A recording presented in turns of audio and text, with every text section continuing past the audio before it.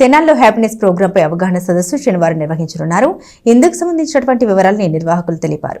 స్థానిక నాజర్పేట అనుగోలు వారి వీధిలోని విద్యాశంకర భారతీ సదనంలో శనివారం సాయంత్రం 4 గంటలకు హ్యాపీనెస్ ప్రోగ్రాంపై అవగాహన సదస్సును నిర్వహించనున్నట్లు పర్యవేక్షకులు కుంచెనపల్లి గోపాలరావు తెలిపారు.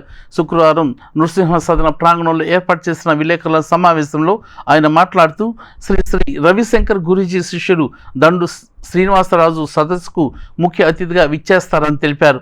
సదస్సులో ఆనందం యొక్క బహుళ వ్యక్తీకరణపై పూర్తి వివరణ అంశాన్ని తెలియజేయటం జరుగుతుందని, సుదర్శన క్రియ, యోగ, ప్రాణాయామం, ధ్యానం, సామూహిక ప్రక్రియలు తదితర అంశాలను వివరిస్తారని తెలిపారు. సదస్సుకు వయసుతో నిమిత్తం లేకుండా కుటుంబ సభ్యులందరూ హాజరు కావచ్చునని అన్నారు.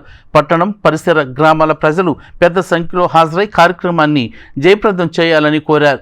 సమావేశంలో వేదిక బ్రాహ్మణ సేవా సమాఖ్య ప్రధాన కార్యదర్శి తాడేపల్లి సూర్యనారాయణమూర్తి, గౌరవ అధ్యక్షుడు భాగవతుల కామేశ్వరరావు, కోశాధికారి సిహెచ్ తిరుమలరావు, కుంచెనపల్లి ఛాయారాణి తదితరులు పాల్గొన్నారు.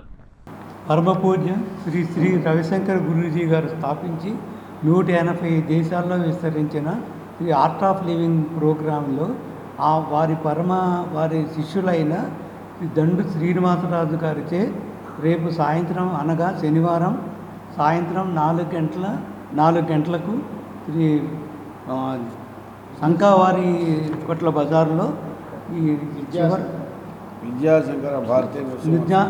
నృసింహ భారతి గారి సదనంలో రేపు సాయంత్రం 4 గంటలకి ఈ ఆర్ట్ ఆఫ్ లివింగ్ అవగాహన సదస్సు జరుగుతుంది. ఈ సభకు మీరందరూ విచ్చేసి ఈ సభను జయప్రదం చేయాలి. తెనాలి నాజర్పేట అనుగోలు వారి వీధి చివరగల విద్యాశంకర భారతీ నృసింహ సదనం నందు యోగా శిక్షణ తరగతి కార్యక్రమాలు జరగబోతున్నాయి.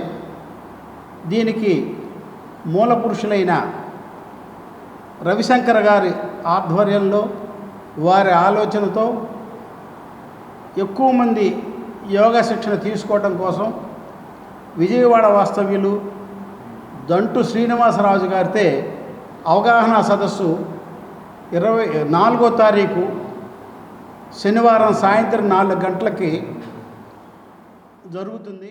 విద్యాశంకర భారతీ సదనం నందు వచ్చి మనందరికీ యోగా నేర్పించడం చాలా ముదాహం.